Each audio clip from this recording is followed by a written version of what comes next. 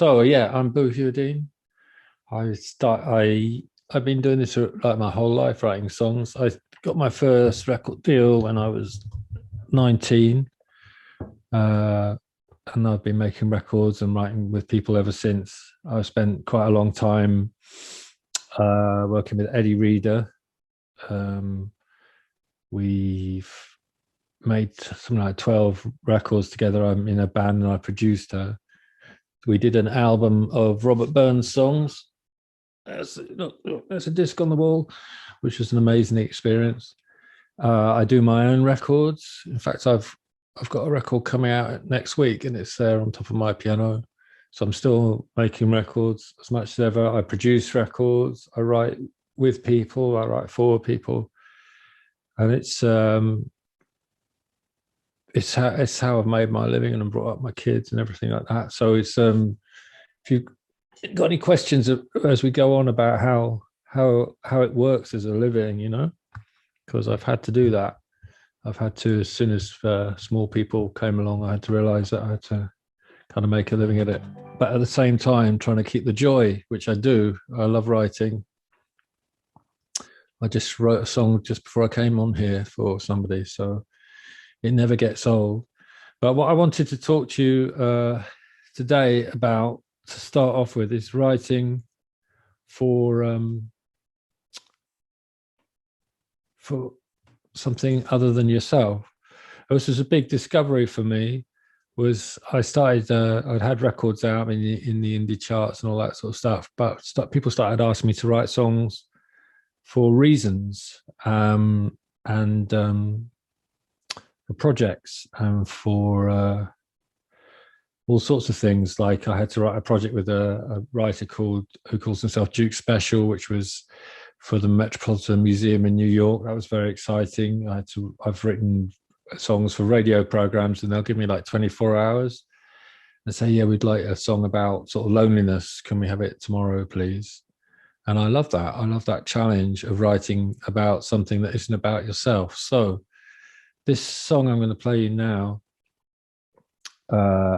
had quite a bit of a backstory, in that I went to Australia on tour with Eddi, and we were in Western Australia in a place called Fairbridge. There's a festival there, and we were staying in these sort of dormitories. And I asked the guy, what are these dormitories? And he said this used to be an orphanage. And that was the first time it was in my mind. And then years later, I was asked to go to an exhibition in Liverpool about kids that were sent to these orphanages. There were Fairbridges all over the world, in Canada and New Zealand and Rhodesia, as was. That was the idea, was to do research. So you had to do research, and we found out that a lot of the people who were sent to these orphanages during the war, supposedly to keep them away from the German bombs, had a really, really terrible time. So I went around this exhibition, and the idea was that I had to go around and find something to write a song about. In fact, wrote a couple of songs. When you write a lot of songs, you start getting an antennae or an instinct for where the song is.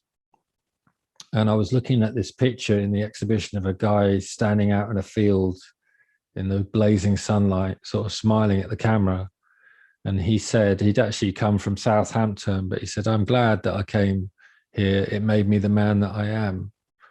And as soon as I saw the man that I am, I thought, I think that's a way into a song.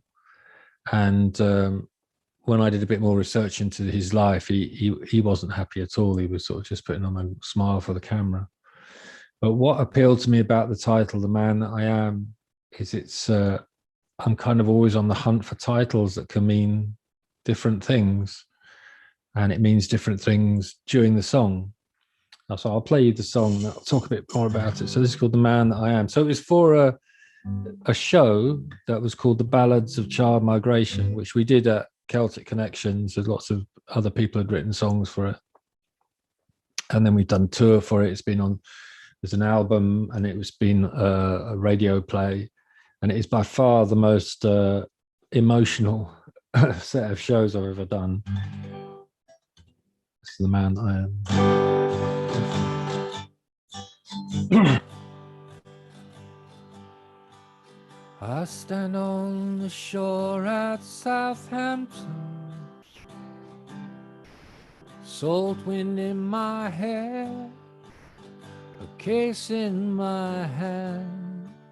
We were going to Western Australia, and it made me the man that I am. I am. It made me the man that I am. On the crossing they called us the orphans. They were the family that I never had. We said goodbye at Fremantle, and it made me the man that I am. I am. It made me the man that I am. Far away, so far away. Sometimes I feel so far away, but the sun is up. It's a good fine day. I've work to do. I'll be on my way. I don't like to talk about February. What happened there, I still don't understand. These days I sleep with the lights on, and it made me the man that I am. I am. It made me the man that I am.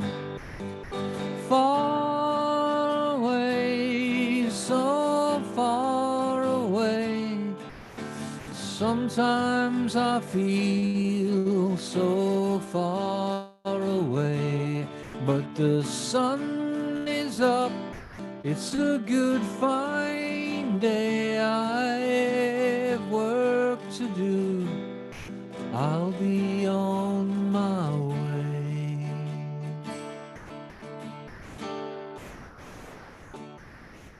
I stand on the shore at Southampton. It took me 48 years to be here again. I wait for the tears, but they won't come. It made me the man that I am. I am. It made me the man that I am. I am. It made me the man that I am.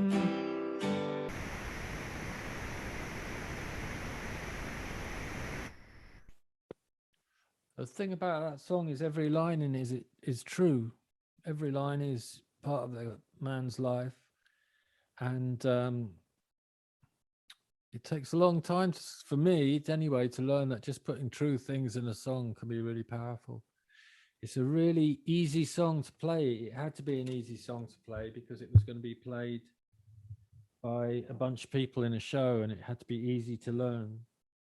And I've played that song, as I say, in that show, but I've also played that song in Fremantle in Western Australia, which is the town next to Fairbridge. And that was a really incredibly emotional feeling to play that song there. And after the concert, people came up to me, some of whom whose parents had been in the orphanage, and some of people whose parents had helped run the orphanage.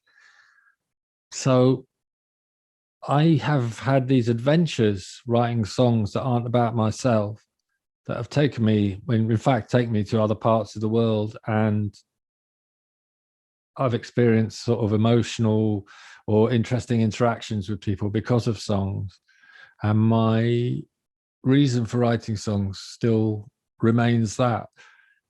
Obviously, And I'm really happy to answer any questions about how you make a living and all that stuff, because that's really important, because that's how I've supported my family. But I'm always on the lookout for the adventures that songs can take me on. I can't see where, are there any questions coming in? Oh, thank you. Thank you for saying you like that line. Yeah, that was interesting. These days I sleep with the lights on. That's a really, how do you talk about, because it is about abuse. How do you sing about that without it being too in your face? And it was when we did the show, we had films going behind us of people talking about their experiences, and it's really, you have to be really respectful when you're treating experiences like that. So there, I would sort of say is like, yeah, we're all trying to write songs that are successful and stuff like that. But I think it would be a good thing to do to try and write songs that are about things other than yourself, just to see where it leads you. I run workshops myself as well, mainly because I love imparting stuff. And we're running with Finley, who's coming on after me. We're running a week-long one next week, and we get into real detail about song structure and rhyme schemes and melody exercises, all these things. It's not because I think you can teach songwriting, but I think you can impart information or things you've learned along the way that make songs come quicker, so that when you're writing a song, you're not worried about chord structures, you're not worried about rhyme schemes or meter, how the words are falling. You're just trying to make the idea happen. And with that song, The Man That I Am, it moves through time. It tells the story of him leaving Southampton when he was a kid, and then he came back to Southampton. And I remember reading, he said, I came back to Southampton and I didn't feel anything. And his story is that he was shut down by life, by the life that he'd led. So I wait for the tears, but they don't come. And that was the line when I was playing it, you know, in these audiences that were very sort of touched by the stories they were hearing. That was the line that I used to choke on. It was really difficult to sing. So not all my songs are so powerfully emotional, but I just thought it would be a good thing to sort of think about what, if you want to write songs, what you can do with them, and the sort of adventures that song took me on adds to the joy of writing songs. I'm going to sing it, and I'm going to sing another song that came from a sort of issue almost like that. Now, I was hanging around with a friend of mine, and he was talking about his father who was in a home. He's sadly gone now, as mine. But he talked about how they would go around and play him old records. And there's an amazing thing about music and songs in particular. They go in deeper than anything else, I think, because you can go and see people who might have dementia or whatever, or might just be really sort of lonely. You take them a song that they know, and it comes out. There it is. So I think as songwriters, that's something to think about. If you get it right with a song, it's going to be with someone their whole life. And that's one of the things that as a writer, I think it's okay to aim for. So this is a song called Old Song, and this song has now been used again. Not all my songs are issue songs. I just thought it'd be fun to talk about that, this sort of thing. This song, it gets used by dementia charities and stuff like that. And it just came, I was sitting at my friend's piano, and I just thought, I want to sing a song about what it's like to have a music with you at any point. So this is called Old Song. Sing us an old song, one we all know, that lives in our memory from so long ago. There is a place in your mind that only an old song can find. It must be an old song, a familiar tune that raises our voices and rings around the room. So much has been lost, and yet an old song you never forget. Sing, sing, sing. I was a father, a mother, a husband, a wife. I worked and I fretted for most of my life. But now those days have gone. So sing us an old, old song.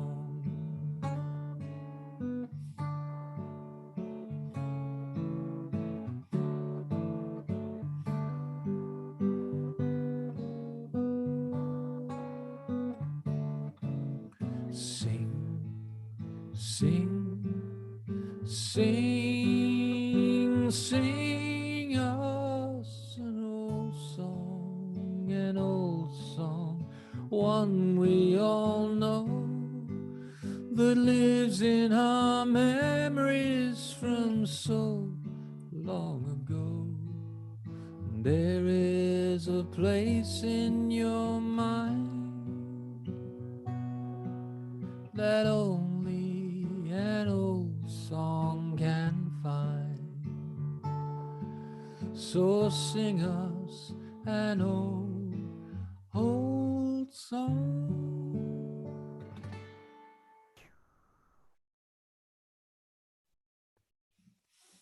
Thank you.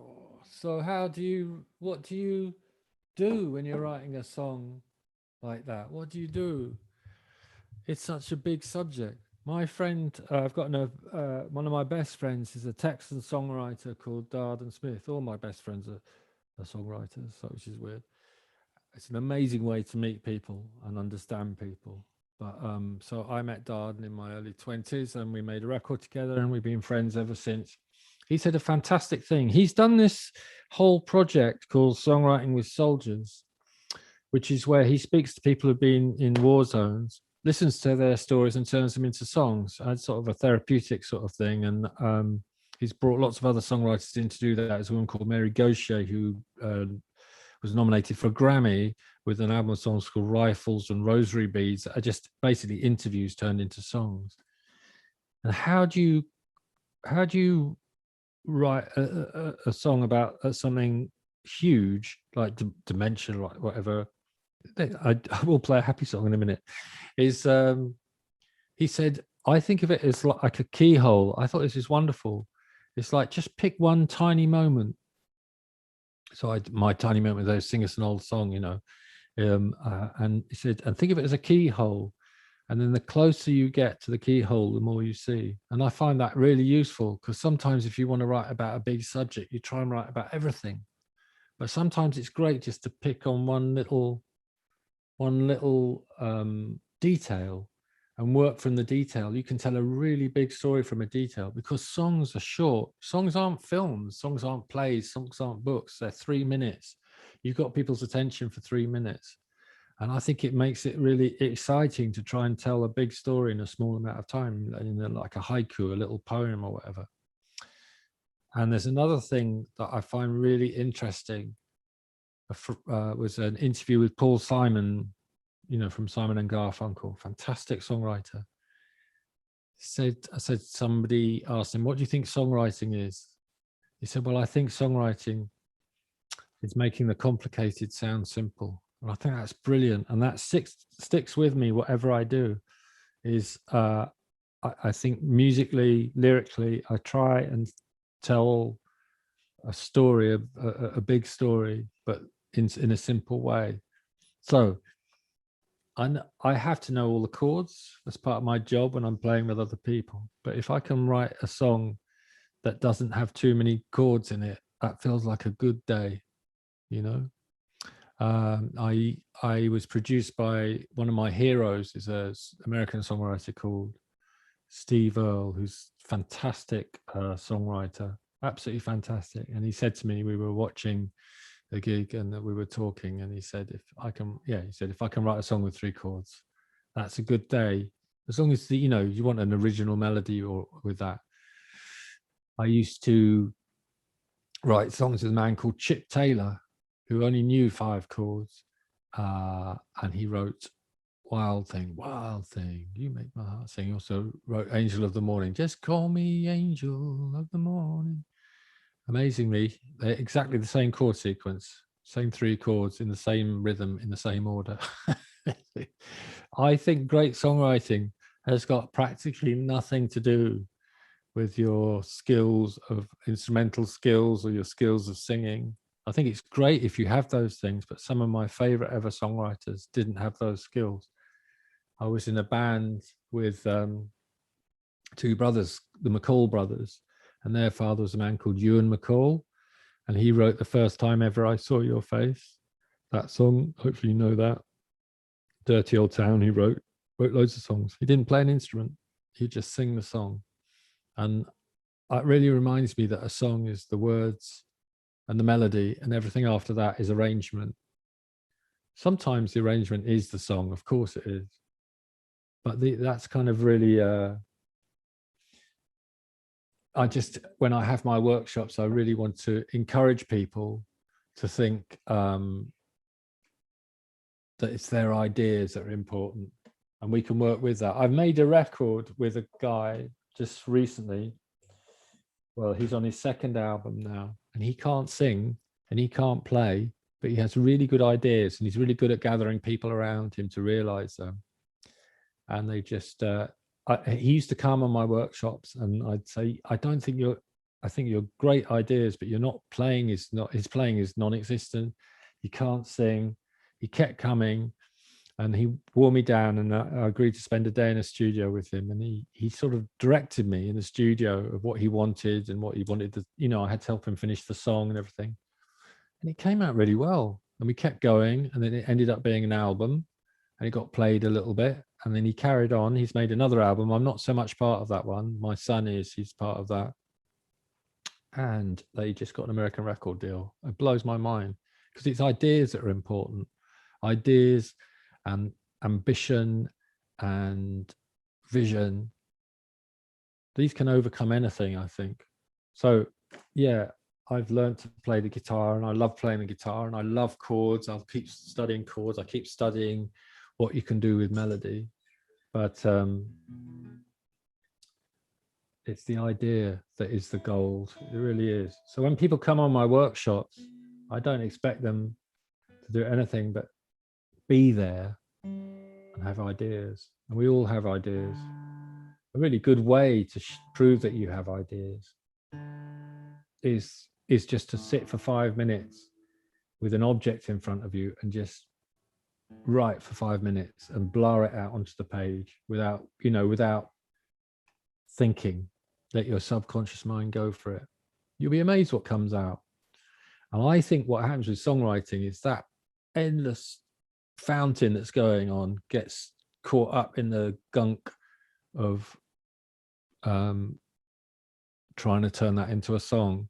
If you don't have your, for want of a better word, your songwriting chops together. So the only reason I run these workshops, because I think that they're not as important as what comes in and what goes out the other end. And I like to help people with those things, so they become so second nature that when I'm writing with a friend of mine, we're not even talking about, we just know. We might say, I think this verse should be a minor, blah, blah, blah, blah. And those decisions will be made really quickly. So we're always thinking about the melody, and we're always thinking about what we're trying to say. I love writing songs just for the sake of writing songs. I just love it. And a funny thing has happened kind of during the pandemic, which has been hard on all of us, is I've been on the road for nearly 30 years, touring 100, 200 gigs a year sometime. And I've been at home in this room, my music room now, and I've rediscovered my complete love of writing. I miss gigging, but when you're gigging, you have such good intentions of playing, of writing, but you never do. You're always too tired and just collapse. Especially I do a lot of gigs by myself, and you just feel you have to find the B&B, and then you just collapse on the bed and fall asleep and wake up and go to the next gig, and you're too tired to concentrate. But this year I've totally fallen in love, among other things, with writing again. It's a brilliant thing that you want to do, and it can carry you not just to some sort of financial success and stuff, but just social success in terms of meeting people. I've built up this incredible network of people that I can work with and talk with, and songwriters are nice people. So yeah. Oh, what's that? I hope to bring my music to life, and in the future, and we'll have it on CD or something. Yeah. I think you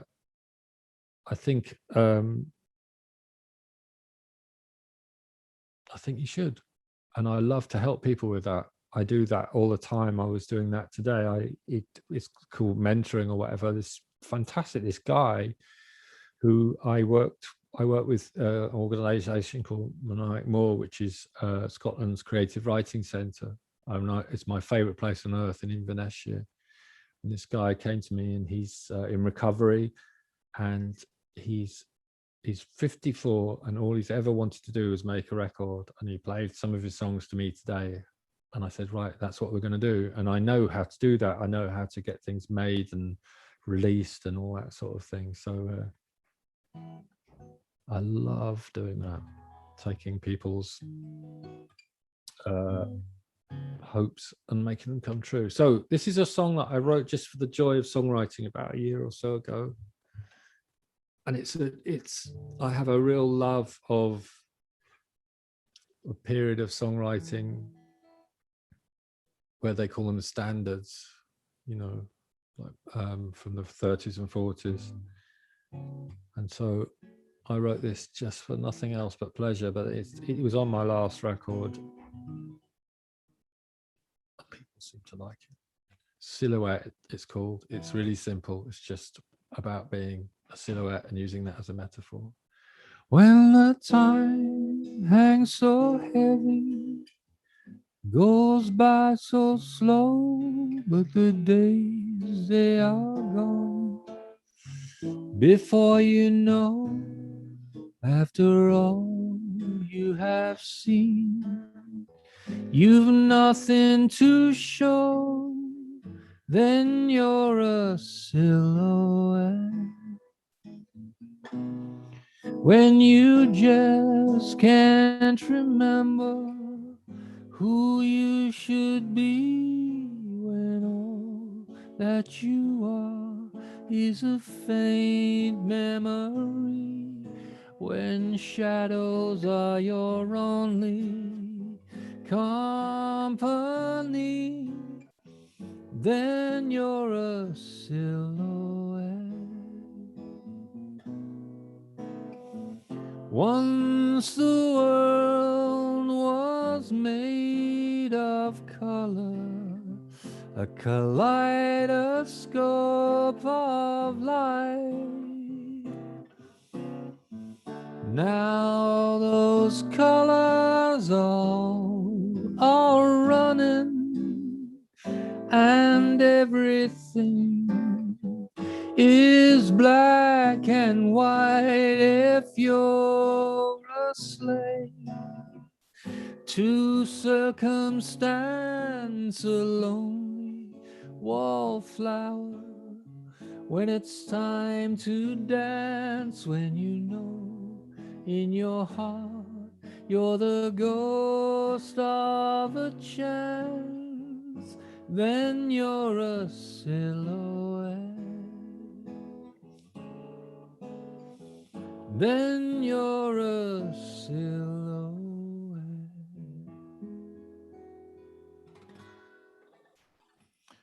There you go. That's a song just written for the joy of writing a song. There was no other reason, and I still go back to that. And so sometimes songs don't have to be for a reason, and just for the joy of writing. But probably the thing that's been the most life-changing thing for me, I was in a band. I was in a band. We got in the indie charts. We got a proper record deal. We signed a big record deal with Chrysalis Records, and then later with Warner's. Toured all over. Had a fantastic manager who then went on to manage Oasis. So we saw all the big stuff. But probably the biggest thing that happened to me, I think, was meeting Eddi Reader, who's a singer here, also in Glasgow. And when she was in a band called Fairground Attraction, had a #1 with the song Perfect. And I met her shortly after her band broke up, and we've been working together ever since. But the thing that was so interesting, and I think this is something you should try, even if it's just imaginary, was she asked me to write her some songs. And it really changes how you write songs if you're writing for someone else to inhabit. And she's an amazing interpreter of songs, absolutely amazing interpreter of songs, and one of the best singers you'll ever hear. And still, the last time I played with her, we haven't done gigs, obviously, but we did a TV program for Burns Night, and she was singing songs that I've heard her sing for nearly 15 years. And she still blew me away. Just some little inflection that she did. She can wring so much feeling from a song. And so to have someone like that singing your songs is amazing. But what you have to do is to give her material that she believes in. And so as a songwriter, I think that's something that you could try, even if it's writing for your friends. I write for my friends all the time if they ask me to. I don't sort of push them through their letterbox. I've got a really good friend, and she asked me to write a song for her this week. And you feel responsible. You don't want to let her down. And it's got to make sense to them when they sing it. They're not, you can't be standing next to them going, this bit means this. What I meant here was this. It has to sort of resonate with them. It's like a good script for an actor. And the tune has to fit. It must just make sense. So what you try and do is you try and write something that really connects with someone, that's going to connect with people that, the audience, and then but it's also going to be true to yourself. And it's this fine line that you tread. So this song was very sort of successful for her. She won the Brits with it and all that sort of thing. I got an Ivor Novello nomination. That's the big prize if you're a songwriter. She got a gold disc, was back there. But it really meant something to me. So this song, I used to live in a flat along a very busy road above a butcher shop, which was very unpleasant. But I was exactly at the same height as the top of double-decker bus that used to go down the road. And that's the first image I had in my mind when I started writing this. But really, this is a song about a woman that I used to see going up and down the road, pushing a buggy with a child in, and I could just tell she was having the worst time. And this was a song for her. I didn't ever know where she lived. I figured she lived along this road. And about 4 years ago, the BBC decided to make a program about this song, and they went all up and down the road trying to see if they could find her. Of course, there's no way. So this was a song I wrote for somebody I didn't know, and I assumed she was a single mother. And I gave it to Eddi, and she knew what it was about immediately. Without it, I really believe in show, not tell. I just sort of put the script, so to speak, out there, but she knew what I was singing about. And this song was really successful, like it really hugely played and stuff like that. So, I'm writing these songs, but I do like to have success. but I like to have it on my own terms. And I still get people writing to me, emailing me, talking about this song, and people record it a lot. So I'm not saying that to show off. I'm just sort of saying that's a good feeling. So this is called The Patience of Angels.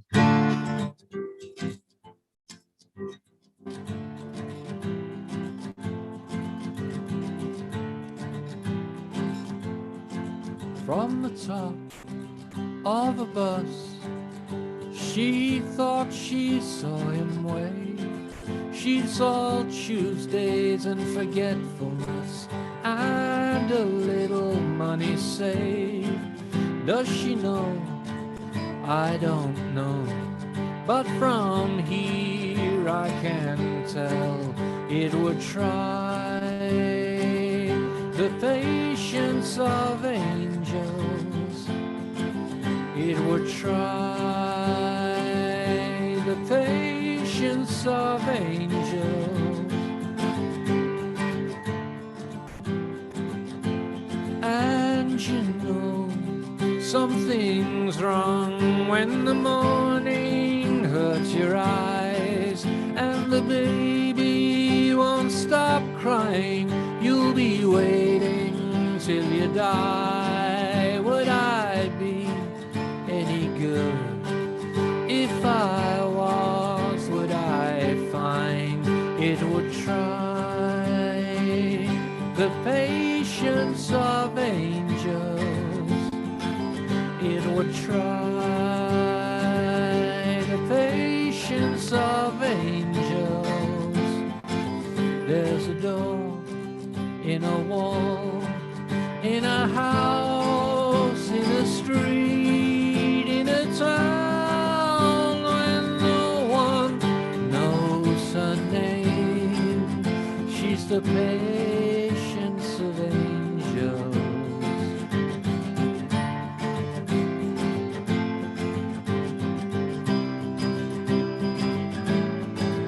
Does she know? I don't know.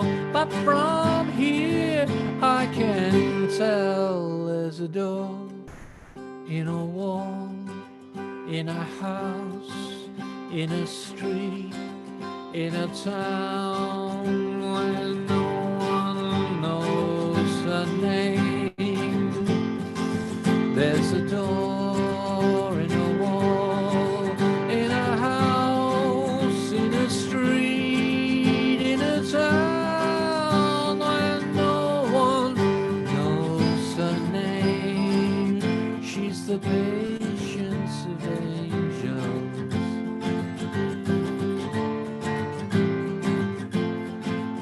It would try the patience of angels. It would try the patience of angels.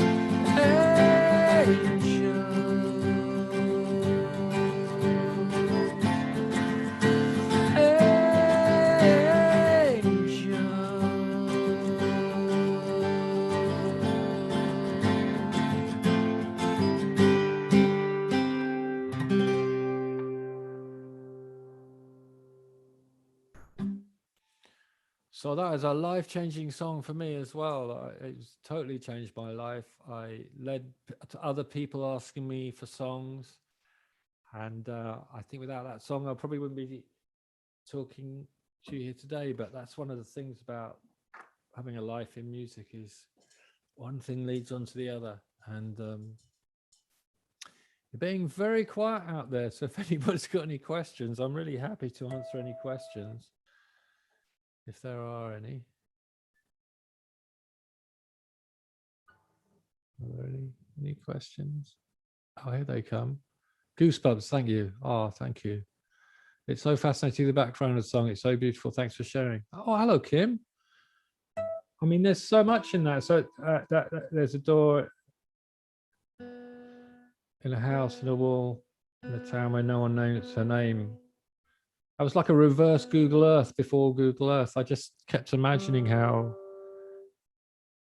you know how life must have felt so sort of condensed. Eddi's always sung the second line wrong for 20 years, but I didn't tell her. Nice, that was wonderful. This also gives inspiration. Thank you. But any actual questions, you know, like who does your hair, things like that. Can you lend me a $5? Oh, I think is that a question that's come in? Oh, just that's nice. Everyone's being very nice. That's very good.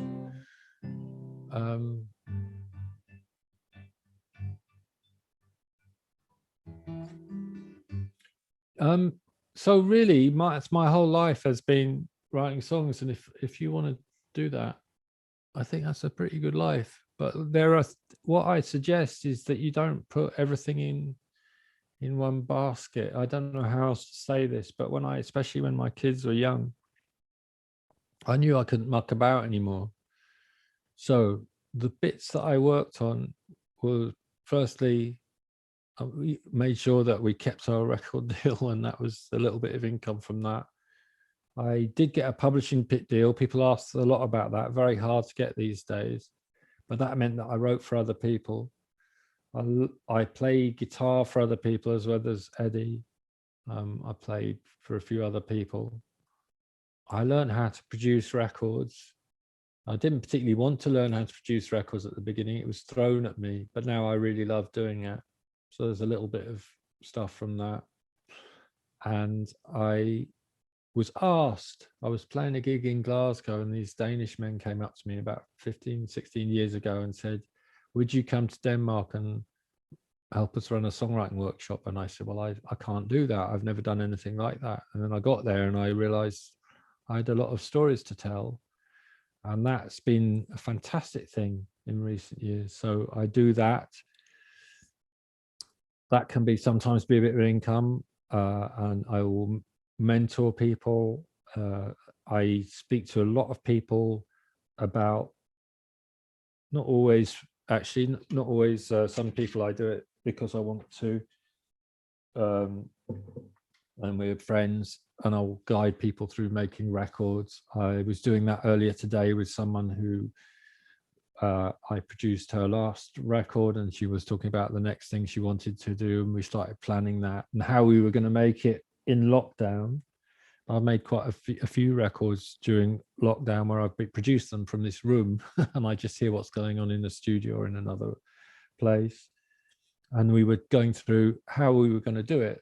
And it's a gospel song. So we were talking about how we were going to get the piano recorded, how we were going to get a gospel choir on it, how we were going to get the gospel choir arranged, how she was going to do her lead vocals, how we were going to get it mixed. So even during lockdown, you can still put things together that sound very live and very real. So, I think some questions have come through. When you started off as an artist, did you make more money from your own stuff or songs you've written for other people? I didn't, Archie, I didn't really make any money to start off with. I still worked in a record shop.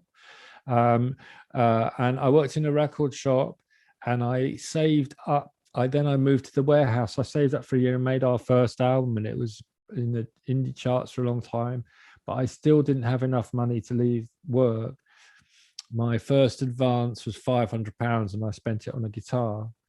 So I didn't really make money really until quite a long way in. And actually the biggest thing that changed for me in terms of making money from playing live was quite late on in things. I got an agent who was a folk agent and got me a gig at a folk club. And I got there really early. It was in South London. My kids were really young and Eddi wasn't touring, so I wasn't making money from that. The other thing I was doing had fallen apart. I'd lost my record deal and I came to this scout hut and I sat in this empty scout hut, and I got there too early because I was used to rock and roll sound checks at 4 o'clock and there was nobody there. And I'm not ashamed to say that I had a little cry. I thought, how am I going to keep it going for my family? And then these folk club people turned up. They turned the scout hut into a folk club by hanging up banners and stuff. They opened the doors and there was a queue right down the road and they let people in. It was completely full and they gave me more money that night than I'd ever been given before. And then I started playing in folk clubs, and I love playing in folk clubs. So I didn't really make much in the way of money from playing until quite late on. I did make money from people doing my songs, yeah, but it was pretty scraping by for quite a long time until there were a couple of like hitty things. Can you make money from records now with streaming? No, not really. You can't.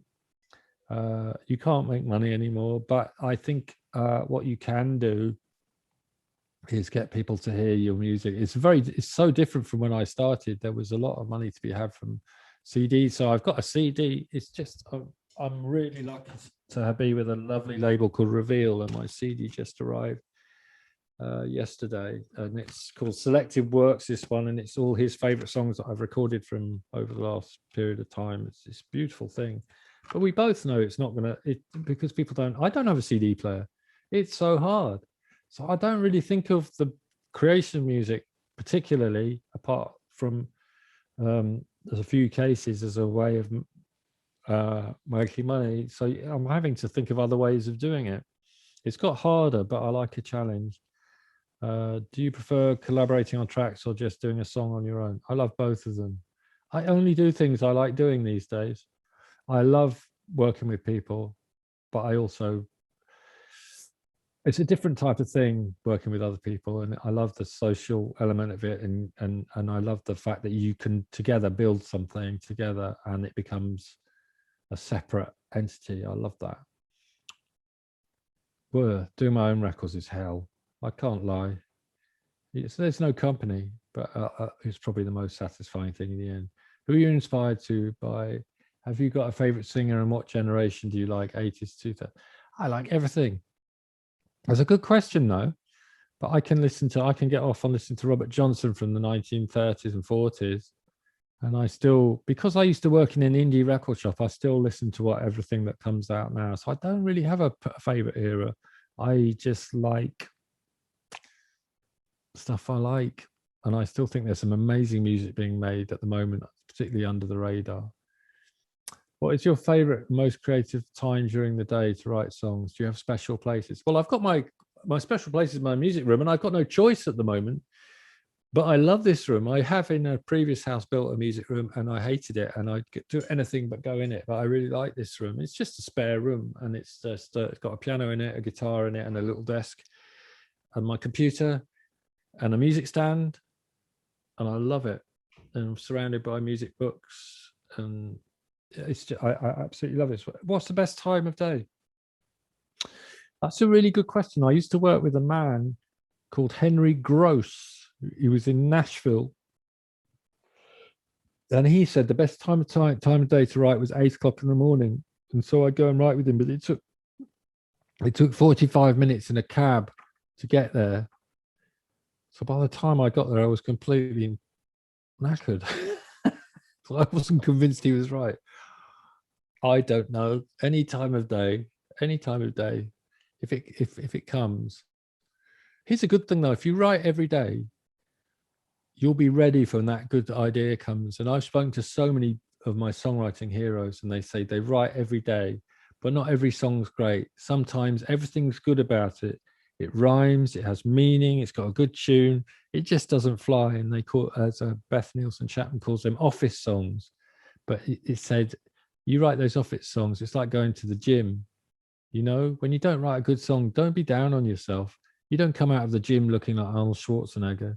You just keep having to go to the gym. And he says, if I do that and keep songwriting as part of my life and my day, when the good idea comes, bang, it just comes throwing through.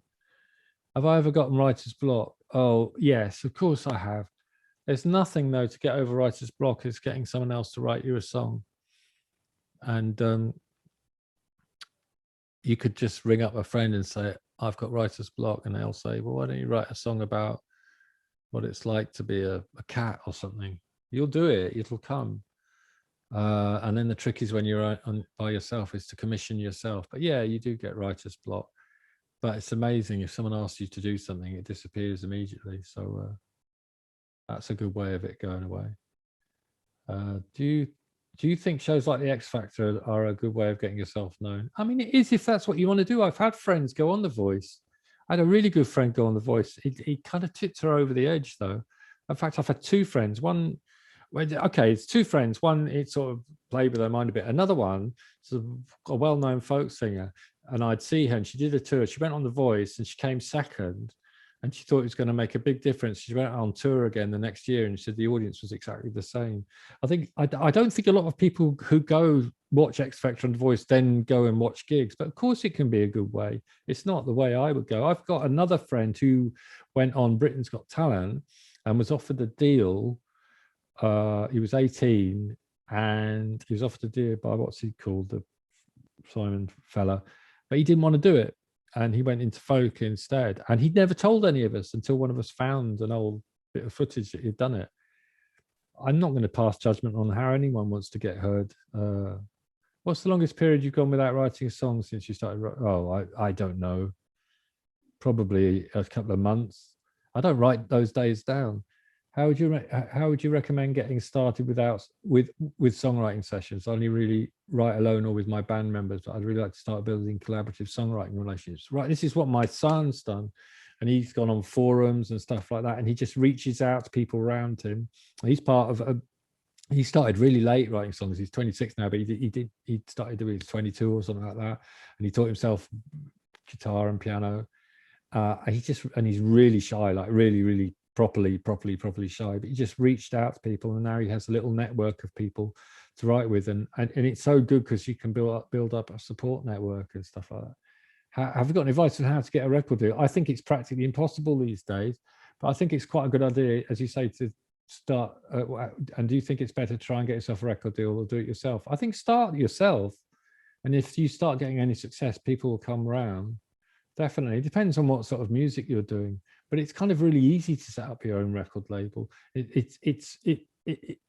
if that's the sort of thing that I could talk to you about, and I do that, it's like, I say, well, what does a record label do? They do this, and this, and you can sort of find people to do that. You can find pluggers who aren't expensive. You can find, I know how to get distribution. I know how to do everything a record company does, but you keep all the money if anything comes in.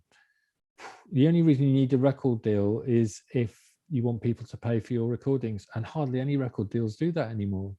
So, but that's case by case, but we're really happy to talk to you about that. I'm about to run out of time. I'm having a nice time now. Theory and chord progressions is a stumbling block. I get loads of ideas and find it hard opening up to their fullest potential. Any tips would be great. Yeah, sit and play through chord progressions and theory and stuff. Learn that stuff, but I cannot stress enough that you only need 5 chords to write great songs, and not to worry about that too much. Really not to, but learn as you go. I never stop learning. I'm always learning new things all the time. But when I started writing songs, I didn't play an instrument actually, and people would do my songs. I learned to play guitar when I was 19, and then I'm good enough to get gigs and jobs with it now. I never let it hold me back. So you can C, G, F, and A minor and E minor. You can write nearly every song there is. So I know that's not super helpful, but I only had a minute. What's my favorite place to play or city? Oh, well, I live in it now. It's Glasgow. So, Greg, you're 26 like my boy, yeah. When did I start writing songs? I was about 7 in my head. But I love all different genres. I love it. Dance to Billie Jean, brilliant. I hope this has been interesting to you. Who does my hair actually? I'll tell you, it's my wife does my hair. Thank you, Max. She got a pair of, it took her 2 goes the first time she did it. She had the clippers upside down and nearly sort of scalped me. So I think that's and last question, how do I deal with writing under pressure? You just do. How do you start to diversify your songwriting portfolio? You just do. I'm so sorry that I haven't been able to answer any more questions, but I probably got to hand over to Keith now.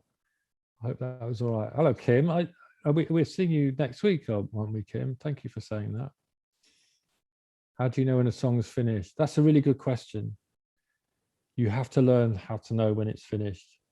And that is probably the hardest thing, and not to keep fiddling. But I recognize that feeling. It's inexplicable, but once it's finished, and it's hard to leave it alone.